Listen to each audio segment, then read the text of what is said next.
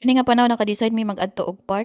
Kay sakto ra gid kayo ang weather, dili kay siya tugnaw. Karong orasan na sa mga 7:30 sa gabi. Labaw na kung summer guys, mabot jud alas 10 ang kahayag dinhi. Pero bawi ra pod kung winter kay alas 5 pa lang sa hapon ngit-ngit na. Kadali ra ba kay sa panahon? Oy, May na hapit na magtunga sa tuig. Pagka October, mag-winter na po. Kaning park namong adtuan guys, dool ra ni siya sa amoa. Balinara siya sa likod sa among gapuy-an. Ug naa siya sa daplin sa Suba. Suba kay Riverside man ni ang tawag dinhi. Sa ato kay ang Suba kay gamay lagi, ngang dinhi kidako. Uso kayo ang mga park dinhi.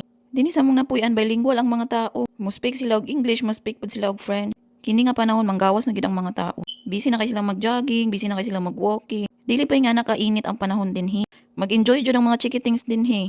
Kay na ay slide, na ay swing. Nakita ninyo guys, ang atbang ana kay river. Andayin ana pawala mo, dagat na siya.